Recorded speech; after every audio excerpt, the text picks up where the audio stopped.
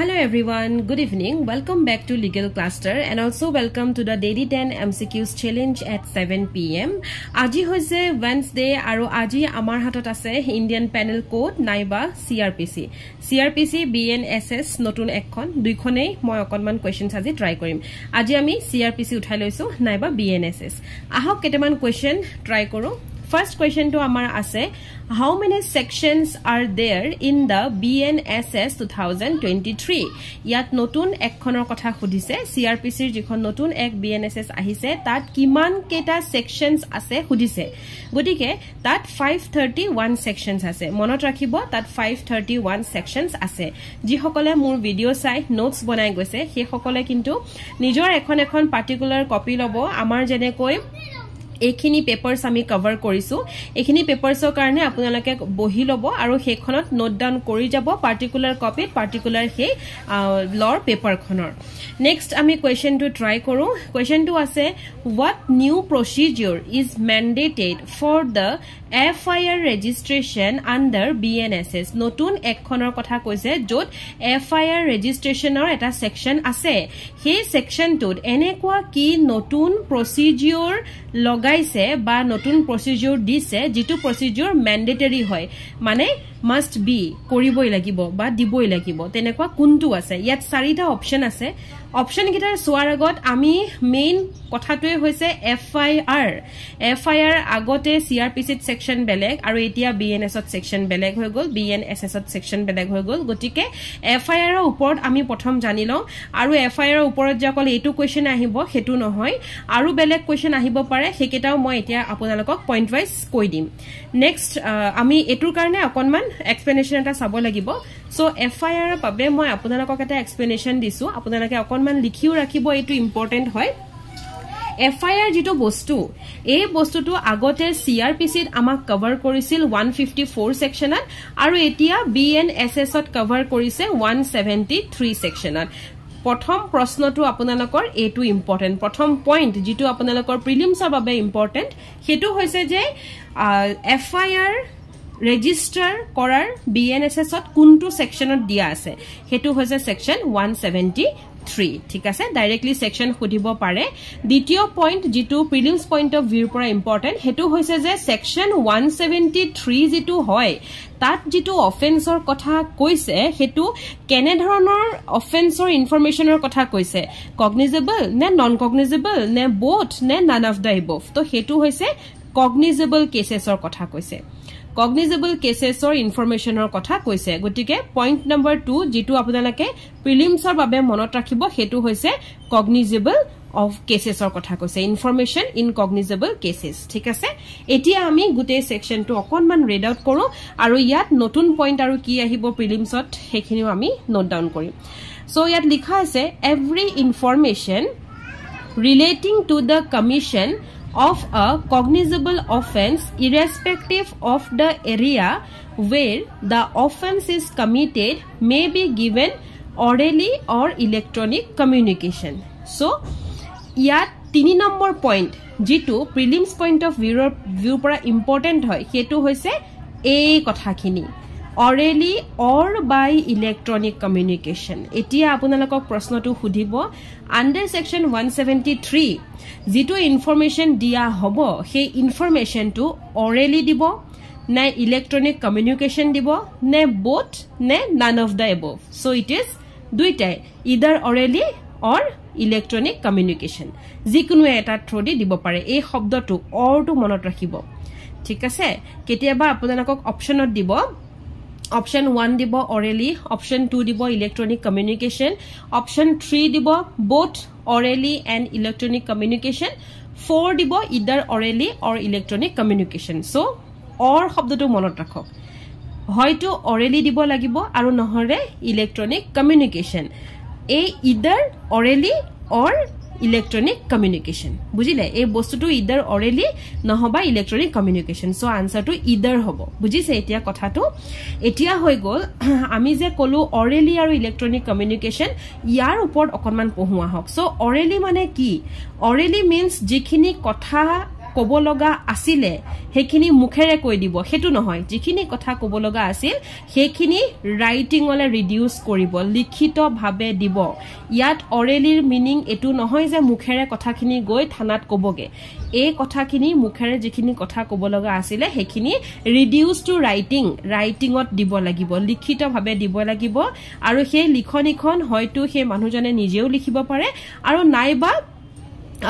তেও কাৰোবাক কৈ দিব কথাখিনি আৰু কোনোবাই লিখি দিব হেতু হ'ব পাৰে কিন্তু সিগনেচাৰ থাকিব লাগিব জুনে দিব যি মানুহজনৰ যোনজন মানুহে দিব তেও যদিও লোকৰ হতুৱাই লিখাই লৈছে বাট সিগনেচাৰ তেও নিজৰ থাকিব লাগিব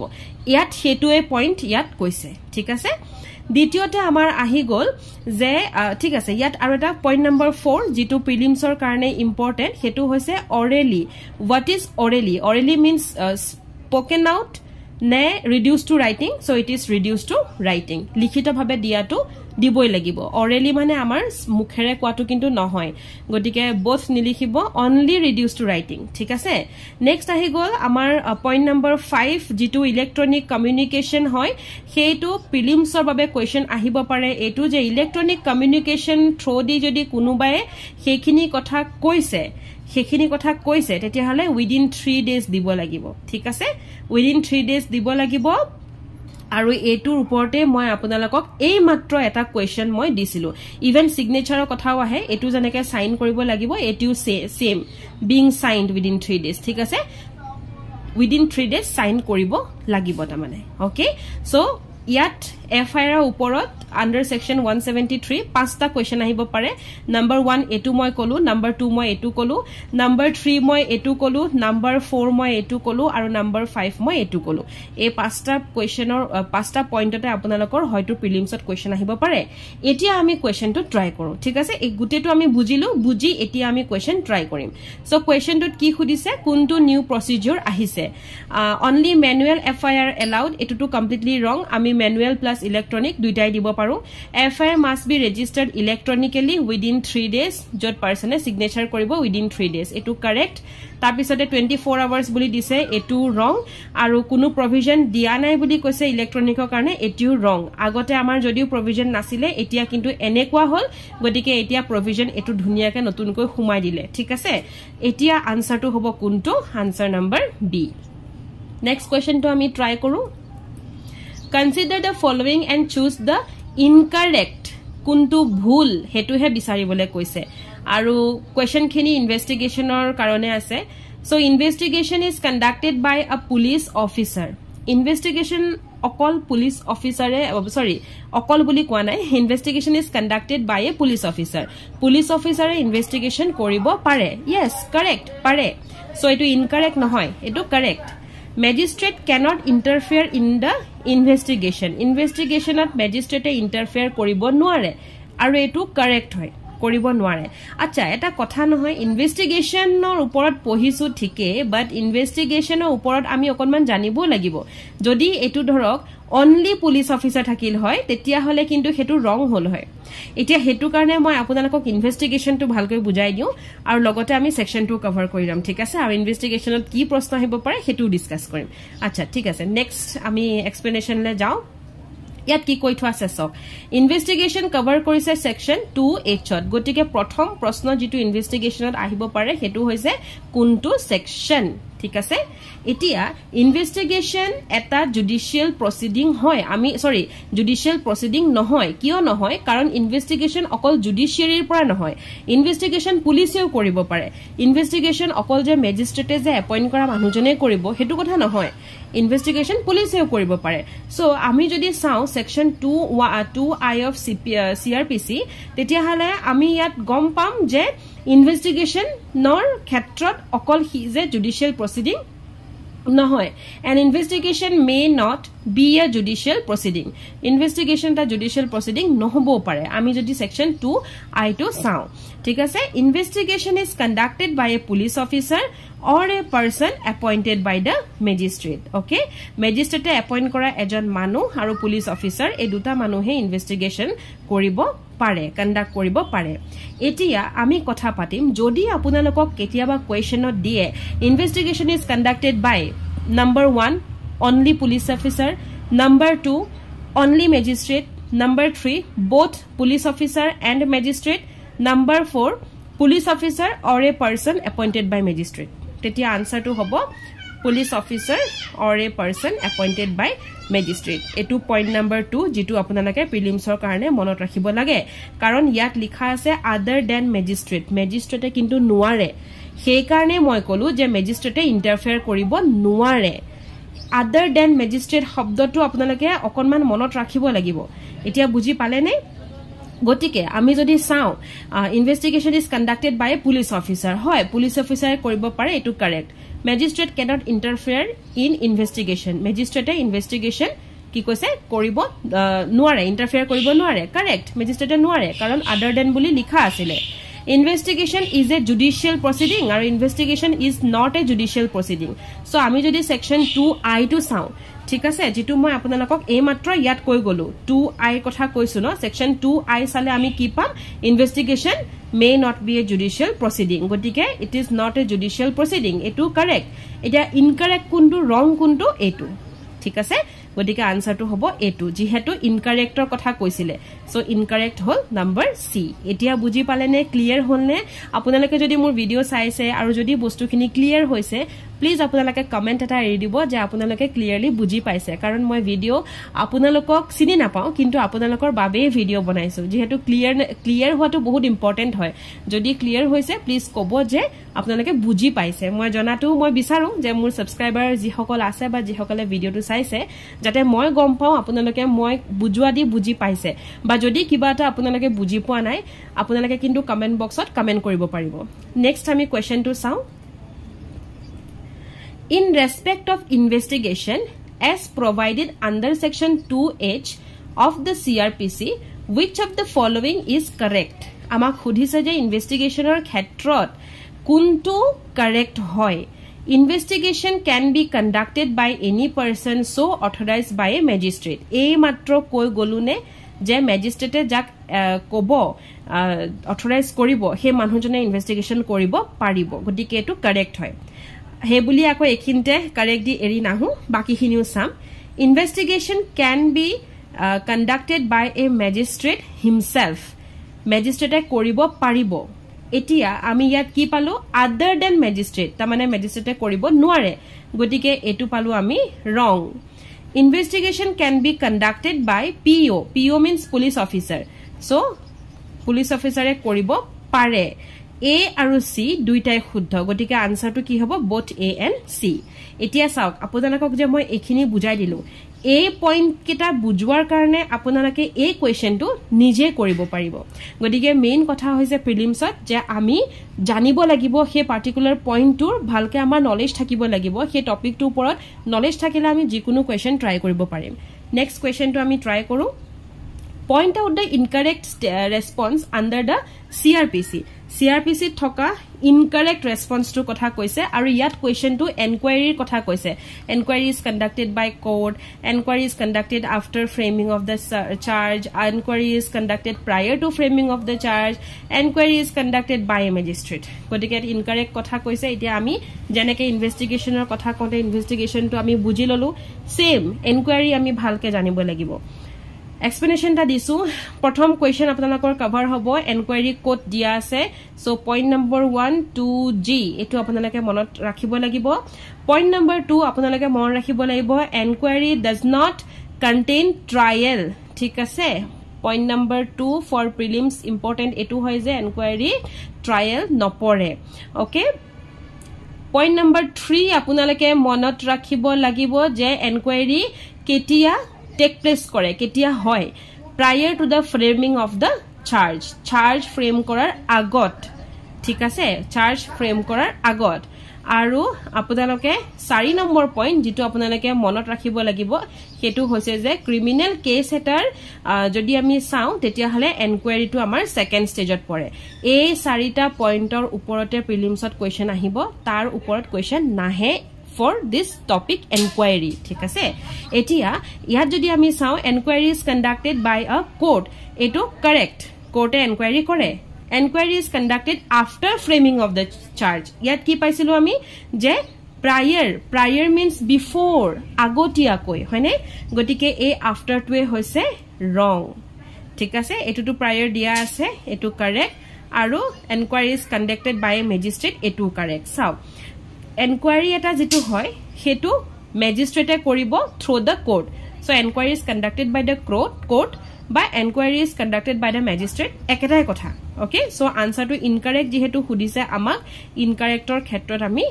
এইটোৱে পাই গলো এতিয়া বুজি পালে ক্লিয়াৰ হল এখিনি পয়েন্ট এক্সপ্লেনেশন তো আপোনালোকে লিখি ৰাখিব ইজি হ'ব পৰীক্ষাৰ আগত ফটাফট চাইও যাব পাৰিব নেক্সট কোৱেশ্চন টু ট্ৰাই কৰো